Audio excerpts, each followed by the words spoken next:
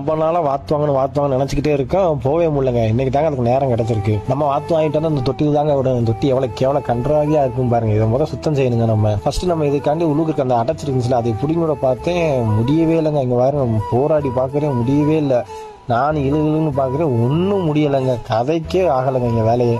ஒன்று இழுத்து பார்த்து ஒன்றும் முடியாது. அதனால உள்ளுக்கு இருக்க தண்ணியை ஃபுல்லாக வெளியே ஏற்றிட்டு அதுக்கப்புறம் இழுத்து பார்ப்போம், நல்லா வந்துடும் அப்படின்னு நினச்சி நானும் தண்ணியை மாங்குன்னு மோந்து ஊற்றிக்கிட்டே இருக்கேங்க. அப்புறம் பார்த்தீங்கன்னா இழுத்து பார்க்கலான்னு ஆட்டி இழுத்துங்க, வந்துருச்சுங்க. தண்ணி எப்படி வெளியே போகுதுன்னு பாருங்க, நீங்களே தெரியும் பாருங்க. வெளியே எப்படி போகுது பாருங்க, மடன்னு. ஏன்னா பாசம் தாங்க அதிகமாக இருக்குது உள்ளுக்க. அதனால என்னடா பண்ணலாம் பார்த்தா, எப்படிலாம் க்ளீன் பண்ணணும்ல, வேறு வழியில் சுற்றி அடித்து க்ளீன் பண்ணணும். வாங்க இருங்க, விளக்க மாட்டேன், க்ளீன் பண்ணுவோம். சீமரால் தேய்ச்சா அவ்வளோ போலங்க. அதனால் நம்ம செங்கல் எடுத்துருவோம், ஆயுதத்தை கரன்னு தேய்ச்சி எவ்வளோ க்ளீனாக இருக்குன்னு பாருங்கள். உங்களுக்கு ஃபைனல் டச்சு பாருங்கள் எப்படி இருக்குன்னு தெரியும் உங்களுக்கு. எப்படி இருந்து தொட்டி நம்ம எப்படி பல ஆக்கியிருக்குன்னு பாருங்கள்.